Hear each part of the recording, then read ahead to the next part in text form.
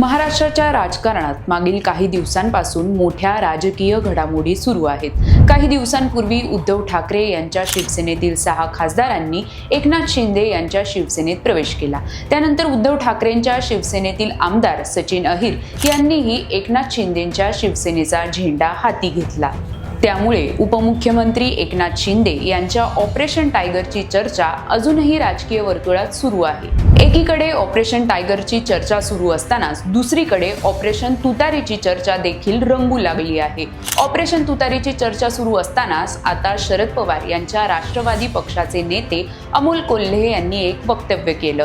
त्यामुळे राजकीय वर्तुळात उलटसुलट चर्चांना उधाण आलं. अमोल कोल्हे यांनी नेमकं काय वक्तव्य केलं, त्यांच्या वक्तव्यावर रोहित पवार यांनी काय प्रतिक्रिया दिली, याबाबत या व्हिडिओच्या माध्यमातून जाणून घेऊयात. नमस्कार, मी प्रियांका कुलकर्णी. आपण पाहत आहात लोकसत्ता लाईव्ह. शरद पवार यांच्या राष्ट्रवादी काँग्रेस पक्षातील खासदार अमोल कोल्हे यांनी काही दिवसांपूर्वी केलेल्या एका विधानाची राजकीय वर्तुळात बरीच चर्चा झाली. महायुतीमधून ऑफर आल्यास विचार करू, असं अमोल कोल्हे म्हणाले होते.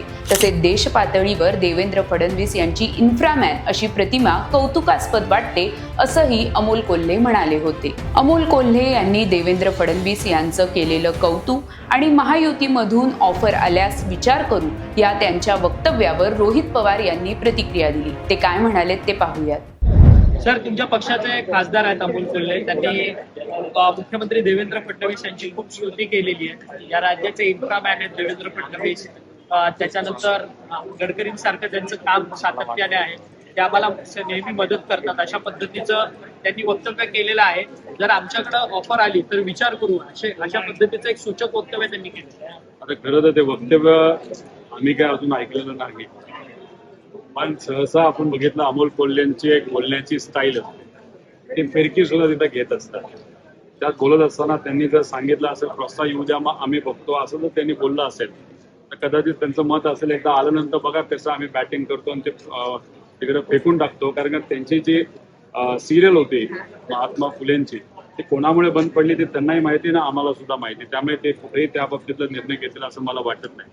इन्फ्रास्ट्रक्चरच्या बाबतीत बोलायचं झालं तर गडकरी साहेबांबद्दल कदाचित त्यांना खूप चांगलं माहीत असावं, पण महाराष्ट्रात इन्फ्रास्ट्रक्चरची कामं ज्या पद्धतीने केली जातात हे आम्हाला तिथं माहिती आहे. त्यात काय होतं हे आम्हाला तिथं माहिती आहे.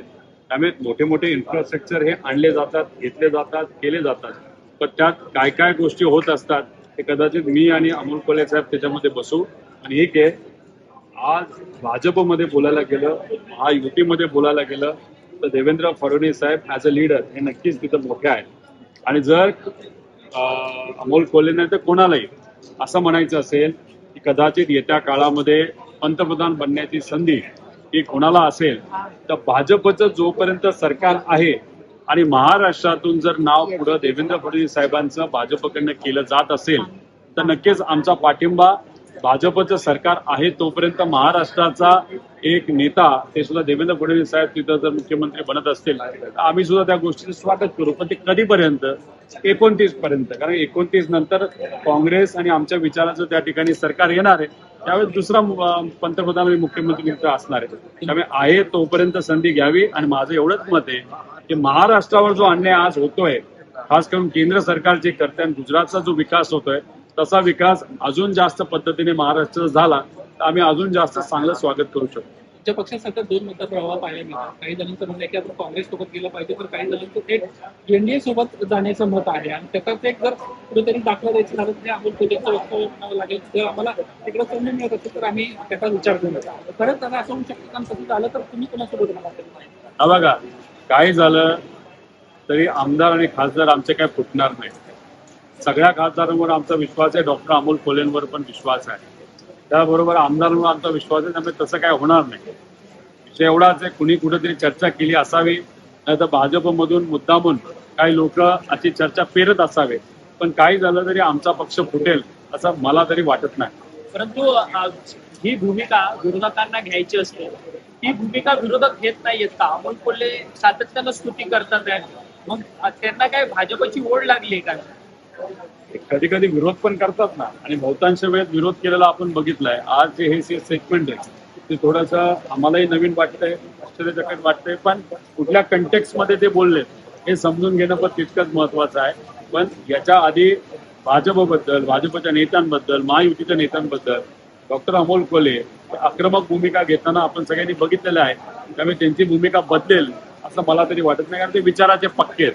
हे महात्मा फुले असतील, छत्रपती शिवाजी महाराज असतील, विश्वरत्न डॉक्टर बाबासाहेब आंबेडकर असतील, यांचा विचार ते पुढे घेऊन जाणारे कार्यकर्ते आहेत.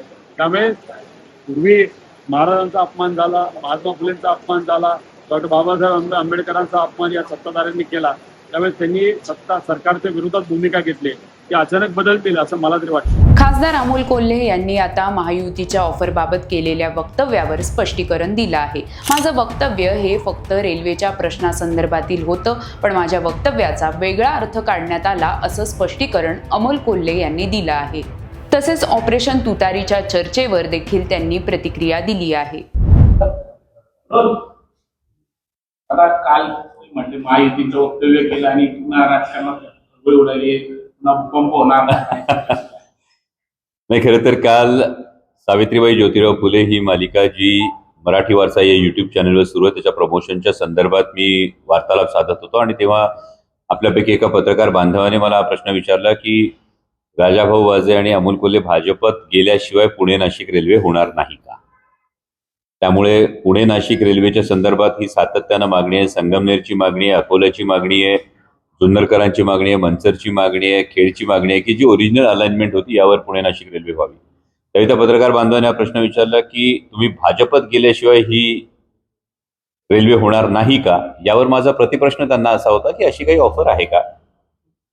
जर तशी काही ऑफर रेल्वेच्या संदर्भात आली तर त्यावर विचार करू. त्यामुळे मला वाटतं की हे रेल्वेच्या संदर्भामध्ये असणारं एक विधान होतं. या रेल्वेच्या संदर्भातल्या विधानाला काही वेगळा अर्थ काही जणांनी काढण्याचा हा प्रयत्न केला सध्याच्या राजकीय परिस्थितीमुळे. परंतु फार महत्वाची गोष्ट ही आहे की ही आमची सगळ्यांची मागणी आहे की Pune Nashik semi high speed railway ही जी आधी ठरली होती त्याच पद्धतीने ही व्हावी, ही जी आमची मागणी होती त्या संदर्भातला हा प्रश्न होता आणि त्याच्यावरचं ते उत्तर होतं.